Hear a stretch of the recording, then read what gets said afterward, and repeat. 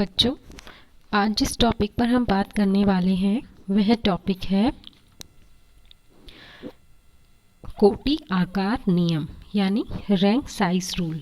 इससे पहले भी हम इस टॉपिक पर बात कर चुके थे। आज हम इसी टॉपिक को कंटिन्यू करेंगे, रैंक साइज रूल को। आज हम बात करेंगे कोटि आकार नियम में कि नगरीय बस्तियों का आकार के अनुसार क्या क्रम पाया जाता है, कि एक जो नगर है उस नगर में जो बस्तियां पाई जाती हैं तो उन बस्तियों का आकार के अनुसार कौन सा सीक्वेंस या क्रम या रैंक पाया जाता है। तो जैसा कि मैंने आपको पहले ही बताया था बेटा कि जब हम नगरों को कोटि देते हैं तो उनको जो हम रैंक प्रदान करते हैं उस रैंक का आधार या बेस होता है नगर का आकार। अब ये चीज़ मैंने आपको पहले ही क्लियर कर दी थी कि यहाँ पर नगर के आकार से मतलब आप उसके क्षेत्रफल पर मत जाइएगा कि नगर का क्षेत्रफल जितना बड़ा होगा उस नगर का रैंक फर्स्ट होगा, जिसका क्षेत्रफल उससे छोटा होगा उसका रैंक सेकंड होगा। यहाँ नगर के आकार का मतलब जनसंख्या से है कि एक नगर की जनसंख्या कितनी है। नगर के आकार का मतलब यहाँ पर हम किससे ले रहे हैं बेटा? जनसंख्या से ले रहे हैं कि नगर की जनसंख्या कितनी है। जिस नगर की जनसंख्या सबसे ज़्यादा होगी वो फर्स्ट रैंक का नगर होगा, उससे कम जनसंख्या वाला नगर सेकंड रैंक का नगर होगा। तो जनसंख्या के अनुसार नगरों को क्रम में रखा गया है। जैसे नगर का आकार यानी जनसंख्या छोटा होता है वैसे वैसे नगरों की संख्या में वृद्धि होती जाती है। यूरोपीय देशों में बस्तियों को निम्नलिखित वर्ग में स्वीकार किया जाता है। आई बात समझ में बच्चों कि आज हम जिस टॉपिक पर बात कर रहे हैं वह है नगरीय बस्तियों का आकार के अनुसार क्रम, कि जो नगर की बस्तियां हैं उनका आकार के अनुसार क्या क्रम पाया जाता है। तो जनसंख्या के अनुसार हम नगरों को क्या करते हैं? क्रम में रखते हैं। और एक चीज़ देखने वाली ये है कि जैसे जैसे नगर का आकार छोटा होता जाएगा यानी जनसंख्या कम होती जाएगी वैसे वैसे नगरों की संख्या में क्या होती जाएगी? वृद्धि होती जाएगी। यानी कहने का मतलब ये है कि बहुत सबसे अधिक पॉपुलेशन वाला तो जो सिटी होगा जिसे हम प्राइमेट सिटी कहेंगे वो तो एक ही होगा। उससे फिर नीचे आएंगे तो 2-3 नगर हो सकते हैं जो सेकंड रैंक वाले हों। उससे नीचे आएंगे तो थोड़े और नगर में वृद्धि हो जाएगी। तो जैसे जैसे नगर का आकार छोटा होता जाएगा यानी नगर की जनसंख्या कम होती जाएगी ना बेटा, वैसे वैसे ही नगरों की संख्या में वृद्धि होती चली जाएगी। मतलब छोटी छोटी कम जनसंख्या वाले नगर बहुत ज़्यादा होंगे और अधिक जनसंख्या वाले नगरों की संख्या क्या होगी? कम होगी। यानी इनमें दोनों में उल्टा संबंध है।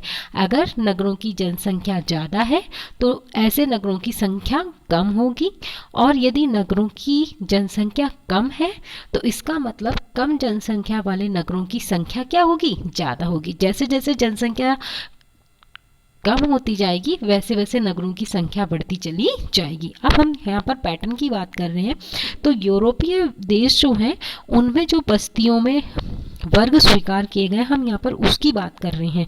तो देखिए यहाँ पर एक तरफ आपको दिख रहा होगा बस्ती लिखा है और दूसरी तरफ लिखा है जनसंख्या। ठीक है, तो आप ये देखिए कि बस्ती की अगर हम बात करते हैं तो सड़क के किनारे बसी बस्ती उसमें जनसंख्या कितनी होती है? करीब करीब 1 से 10। जैसा कि ये तो चलिए यूरोप का है, लेकिन आप अपने यहाँ पर भी देखिए कि कई बार क्या होता है कि जो निम्न तबके के लोग होते हैं जिनके पास रहने के लिए मकान नहीं होता है, ये लोग क्या करते हैं? सड़क के किनारे ही रहने लग जाते हैं। किसी भी सड़क के किनारे पर अपना टेंट लगा देंगे, तंबू लगा लेंगे और उसमें निवास करने लग जाएंगे। तो सड़क के किनारे क्या बस जाती है? एक बस्ती बस जाती है। इसे अनुभाग बस्ती भी कहते हैं या फिर सड़क के किनारे बसने वाली बस्ती भी कहते हैं। अब इसकी जनसंख्या कितनी होती है? इसकी जनसंख्या 1 से 10, यानी ऐसी सड़क के किनारे जो बस्ती बसेगी उसमें रहने वालों की संख्या कितनी हो सकती है? 1 से 10। उसके बाद उससे बड़ी जो बस्ती होगी वो होता है पुरवा, जिसे इंग्लिश में हेलमेट कहा जाता है। सेकंड नंबर पे क्या आता है? पुरवा या हेलमेट, जिसमें जनसंख्या कितनी होगी? 10 से लेकर इसमें 150 तक के लोग रह सकते हैं। मतलब 10 से लेकर 150 तक के लोग जब एक साथ रहेंगे तो ऐसी बसी हुई बस्ती को हम पुरवा या हेलमेट कहते हैं। तीसरा आता है मतलब पुरवा से बड़ा गांव, जिसे इंग्लिश में विलेज कहा जाता है। इसमें रहने वाले लोगों की जनसंख्या कितनी होगी? 150 से ज़्यादा और 1000 तक, मतलब गांव में कितनी पॉपुलेशन हो सकती है, 150 से लेकर 1000 तक की जनसंख्या हो सकती है, उस बस्ती को हम विलेज या गांव कहेंगे। गांव से बड़ा होता है टाउन या कस्बा।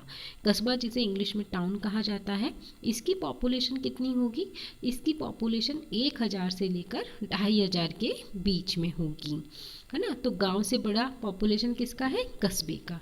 अब कस्बे से बड़ा क्या होगा, नगर, जिसे हम इंग्लिश में सिटी कहते हैं। अब किसी भी नगर की जनसंख्या कितनी होगी, 2500 से ज़्यादा और 5 लाख तक। 5 लाख तक की जनसंख्या अगर है, 2500 से तो ज़्यादा है और 5 लाख तक है, तो वो सिटी कहलाएगा। अब सिटी से बड़ा क्या होता है, अब महानगर, जिसे मेट्रोपोलिस कहते हैं। अब जब नगर की जनसंख्या 5 लाख से लेकर 10 लाख तक है, 5 लाख से 10 लाख के बीच में अगर नगर की जनसंख्या है, तो वो मेट्रोपोलिस या महानगर कहलाता है। उसके बाद आता है 10 लाखीय नगर, मिलियनर्स सिटीज़, मिलीनियर्स सिटीज़, है ना।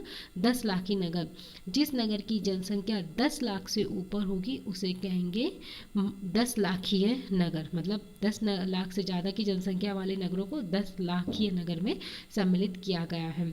उसके बाद में आता है वृहद नगर, जिसे कहते हैं मेगालोपोलिस। यदि नगर की जनसंख्या 60 लाख से भी ऊपर चली जाती है, तो वो कहलाता है आपका मेगालोपोलिस, वृहद नगर। इसे वृहद नगर या मेगालोपोलिस कहा जाता है। मतलब अब आपको समझ में आया कि जैसे हम कोई एक प्रदेश या कोई एक क्षेत्र ले लेंगे, तो उसमें महानगर क्या होगा, मेगालोपोलिस एक होगा। 10 लाखी नगर कुछ हो सकते हैं, महानगर कुछ हो सकते हैं, नगर बहुत सारे हो सकते हैं, नगर से ज़्यादा कस्बे हो सकते हैं, कस्बे से ज़्यादा गांव होंगे, गांव से ज़्यादा पूर्वे होंगे, और सड़क के किनारे बसने वाले की संख्या सबसे ज़्यादा होगी। तो कहने का मतलब क्या है यहाँ पर, कि अगर हम बस्ती को देखें और उसके आकार को देखें, आकार का मतलब जनसंख्या को देखें, तो जैसे जैसे जनसंख्या बढ़ती जाएगी, नगरों की संख्या में कमी आती जाएगी, और जैसे जैसे जनसंख्या घटती जाएगी, बस्तियों की संख्या में क्या होती जाएगी, वृद्धि होती चली जाएगी। तो बड़ा नगर तो कम होंगे और छोटे नगर क्या होते चले जाएंगे। जिन नगरों की जनसंख्या कम होती जाएगी, तो उन नगरों की संख्या ऑटोमेटिकली बढ़ती चली जाएगी। जर्मन विद्वान फेलिक्स ओयरबाख ने सर्वप्रथम 1913 में नगरों के आकार तथा उनकी कोटि में नियमित संबंध बताया था। अब जो हम कोटि आकार नियम, रैंक साइज रूल जो पढ़ रहे हैं, सर्वप्रथम जर्मन का एक विद्वान था जिसका नाम था एफ ओयरबख या फिर फेलिक्स ओयरबख। उसने 1913 में सबसे पहले नगर का आकार, मतलब आकार का मतलब यहाँ पर जनसंख्या से है, कि नगर की जनसंख्या और उसकी कोटि में नियमित संबंध पाया जाता है। ये सबसे पहले हमें एफ ओयरबख ने बताया था। जी के जिफ ने 1949 में कोटि आकार नियम की विस्तृत व्याख्या की थी। 1913 में तो एफ ओयरबख ने नगरों के आकार और उनकी कोटि के बीच में रिलेशन को बताया था। उसके बाद में आए 1949 में जी के जिफ, जिन्होंने कोटि आकार नियम की विस्तृत व्याख्या की, और तभी से इस नियम को सही अर्थों में मान्यता मिली और ये नियम हमारे प्रचलन में आया। अब जी के जिफ ने कोटि आकार नियम के संबंध में जो सूत्र प्रतिपादित किया था, वो सूत्र था PR = P1 अपॉन R। अब यहाँ पर PR क्या है, PR है R कोटि के नगर की जनसंख्या, मतलब जो R कोटि का नगर है उसकी पॉपुलेशन क्या है, उसे हम PR से बताएंगे। R कोटि के नगर की जनसंख्या PR। फिर R क्या है, यहाँ पर ज्ञात किए जाने वाले नगर की कोटि, जिस नगर का हमें रैंक निकालना है उसकी कोटि। फिर P1 क्या है, प्रधान नगर यानी प्राइमेट सिटी की जनसंख्या, मतलब सबसे बड़े नगर की जनसंख्या।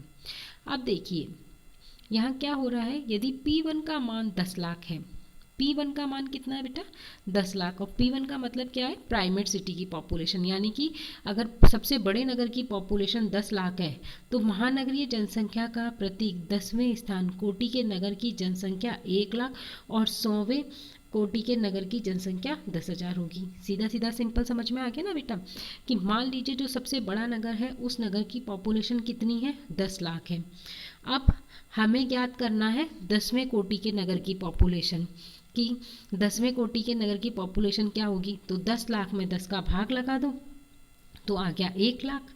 तो इसका मतलब उस नगर की जनसंख्या कितनी होगी, 1 लाख। अब आपको मान लीजिए 100वें नगर की रैंक ज्ञात करनी है, 100वें रैंक वाले नगर की जनसंख्या ज्ञात करनी है, तो आप 1 लाख में 100 का भाग लगा देंगे तो आपके पास क्या आ गया, 10,000। तो इसका मतलब जिस नगर की रैंक 100वीं है उस नगर की जनसंख्या कितनी होगी, 10,000 होगी। इस आधार पर इसे ज्ञात किया जा सकता है।